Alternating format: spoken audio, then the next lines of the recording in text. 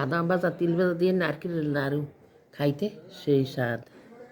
আসসালামু আলাইকুম। আজকে আমি নারিকেল চাল ভাজা দিয়ে লাড়ু বানাবো। চালটা আমি আগে লবণ মাখিয়ে নিছি পানি দিয়ে। এখন আমি 2-3 মিনিট পরে চালটা ঝুরো ঝুরো হয়ে গেছে, আর আমি ভেজে নেব।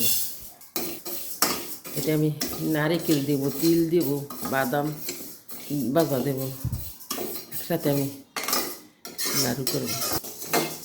চালটা ফুডি কত সুন্দর হয়েছে, তেল টাল কিচ্ছু দিইনি।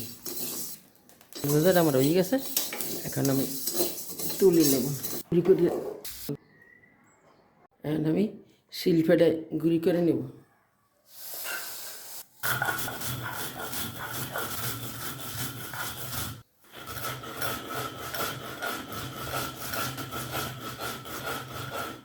এখন বেটে নেব বাদাম, ভাজা বাদাম।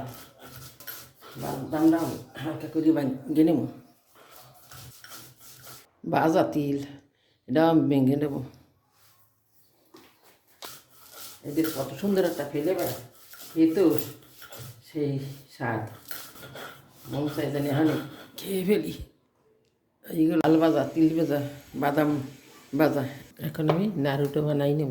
আমি সাদা লাল দিয়ে দিলাম এই তেলে, নারকেল দিয়ে দিলাম। আমি এই নারকেল ভেজে নেব, একটু হালকা তেলে নেব।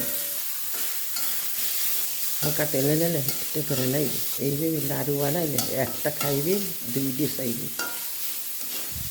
এতটা স্বাদ, এত সুন্দর নারকেলটার একটা ফ্লেভার বলার মতন না। হালকা ভাজা হয়ে গেছে, নারকেলের লাড়ুর ঘেরানটাই হয়েছে এই নারকেল ভাজা। এখন আমি এটা তুলে নেব।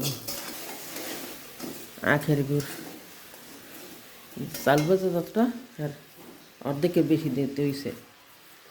চিনি মিডে দিতে হইবে, নাহলে লাড়ু পাক হইবে না। এটা আমি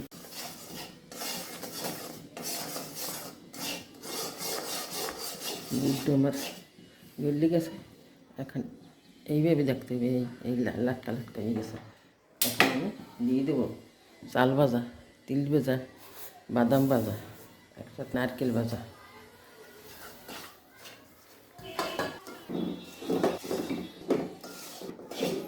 এটা দেখতে চাই, কেউ স্কিপ করবে না, ভালোভাবে দেখবে। বানাই তারপর খেয়ে দেখো কি অমৃত খাই যাবো।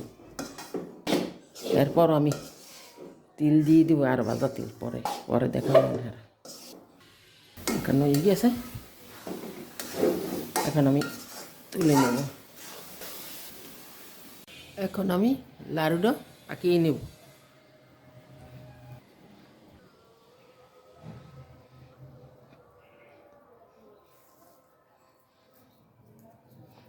এক লাতে সামলাই এসব পারানো যায় না। নাড়ু আমার বানানো হয়ে গেছে, এখন আমি সাজিয়ে দেবো তিল দিয়ে।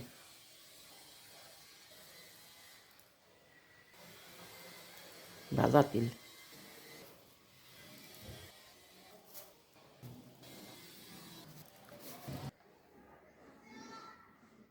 বাদাম ভাজা তিল ভাজা দিয়ে নারকেলের নাড়ু খাইতে সেই স্বাদ।